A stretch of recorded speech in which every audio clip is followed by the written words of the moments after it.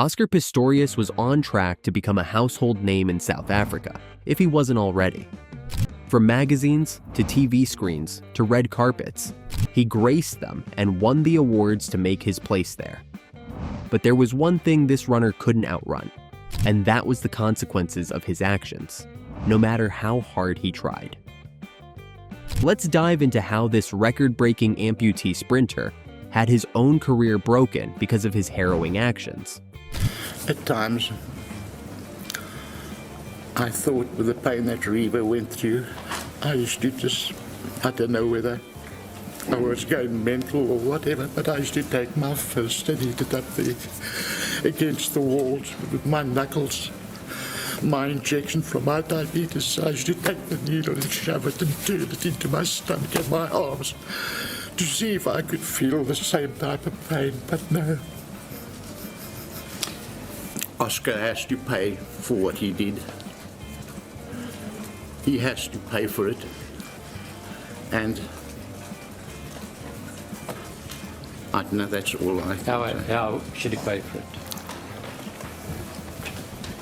That is up to the courts, my lady. It's up to the court, and we will go by the decision that the court hands down to Oscar. But he has to pay for his crime. And I don't want to say that he must go to the maximum or whatever it is, but he has to pay for it.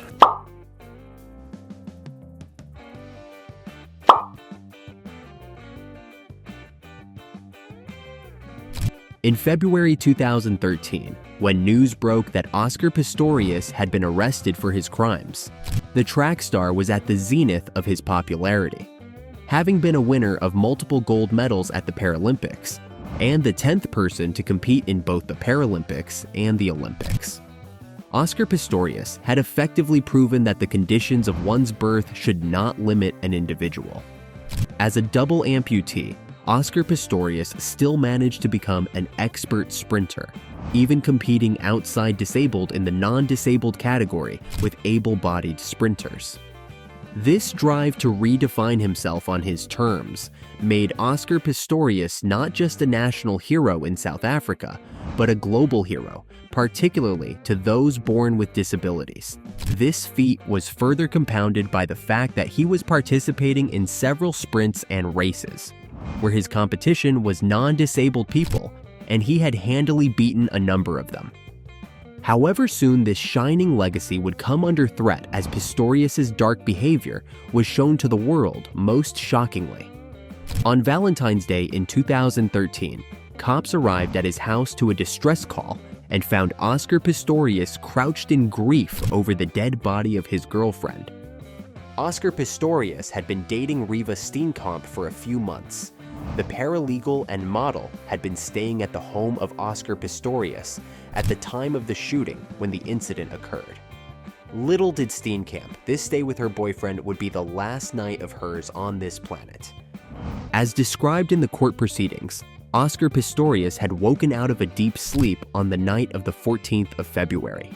Waking up from noises coming from his bathroom, the first thought of Pistorius defaulted to an intruder having gotten into his home, and for the intruder to be hiding in the bathroom. As a result of this, he immediately took his 9mm pistol that he kept under his bed and decided to confront the intruder. Pistorius would enter the bathroom door, and as he approached it, he fired multiple shots at the bathroom door. This caused it to suddenly go silent. When he then called for his girlfriend, as per Pistorius's account, no one responded. The realization stuck in him that he might have been shooting at his girlfriend behind the locked door. Following the arrival of the police at his house, Pistorius was immediately arrested and charged with murder. This would eventually lead to one of the most publicized trials in the history of South Africa, as the image of Pistorius from a hard-working athlete who had worked to shatter the boundaries imposed on him would be changed to a man who held much darker secrets. Throughout the trial, Oscar Pistorius worked hard to maintain his innocence. He would always maintain throughout the trial that he did not know that his girlfriend was behind the locked bathroom door, and that he was fired on the bathroom door, thinking that an intruder was inside the house. The prosecution, on the other hand, maintained that the couple had an argument, and Pistorius had lashed out at his girlfriend, which eventually led to the shooting incident. They further supplemented this evidence by displaying troubling behaviors of Pistorius in the past that had largely been hidden from the public eye. Oscar Pistorius tried to present himself as the model boyfriend, as a man who tried to care and provide for his girlfriend, and someone whose rough uprising had left home with several untreated traumas that he tried his best to manage. As per Pistorius's version of events, he had woken up due to the heat and humidity of the night and brought a fan into the room.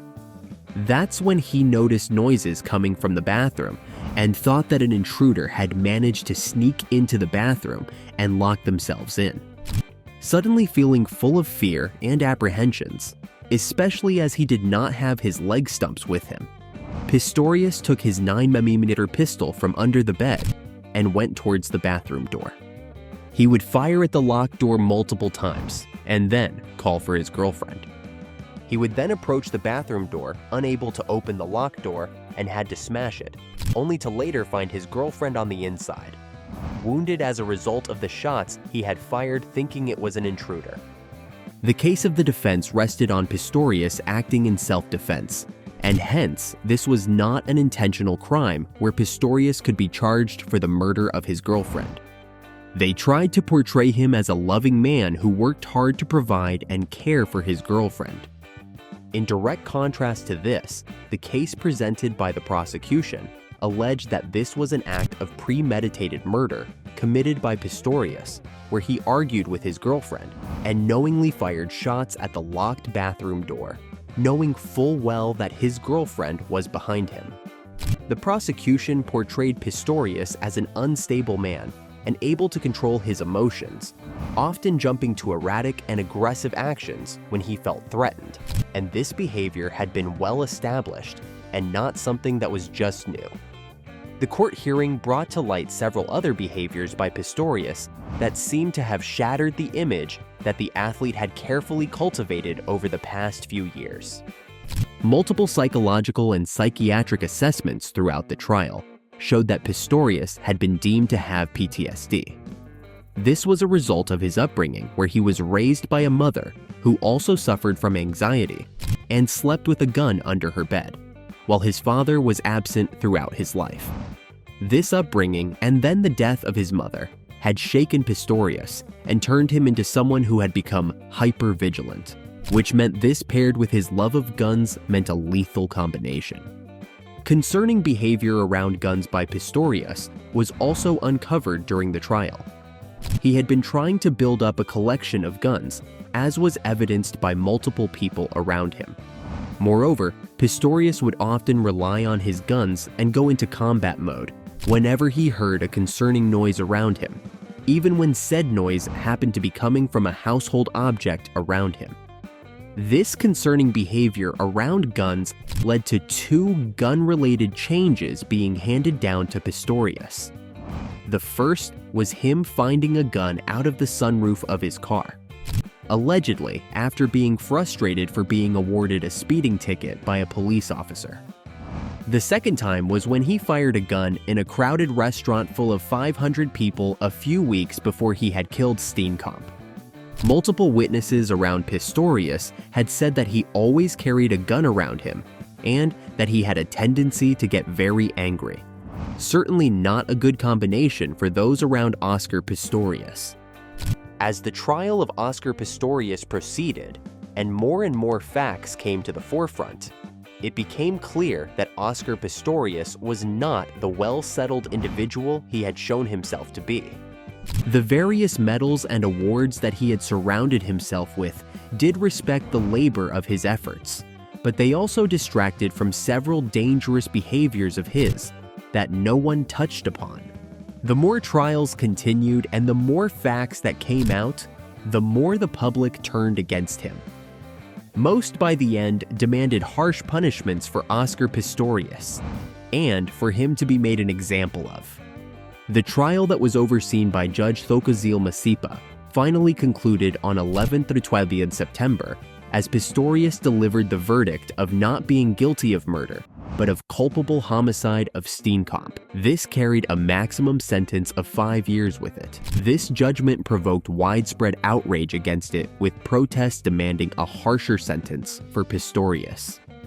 Eventually, Pistorius would see his case going down to the Supreme Court of Appeals, where he would be retried and then found guilty of murder and sentenced initially to 6 years in prison, which would then be extended to a sentence of 15 years with time served. The trial of Pistorius shows perfectly how beneath the veneer of an athlete who has made it despite all odds can lay a person with serious and harmful flaws.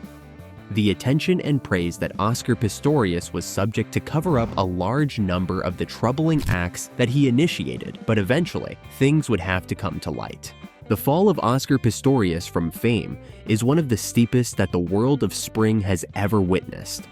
From gracing TV screens and front pages one night, to being tried for the murder of his girlfriend, Oscar Pistorius serves as a cautionary tale for many who think that their achievements can shield them from the consequences of their actions. As Oscar Pistorius learned, the medals and trophies may keep your acts hidden for a while, but they cannot do so forever. If you enjoy this story about the actions of Oscar Pistorius, please subscribe to ensure you don't miss out when we upload a video about your favorite player. In the meantime, what do you think of the judgment handed down to Pistorius? Let us know in the comments below.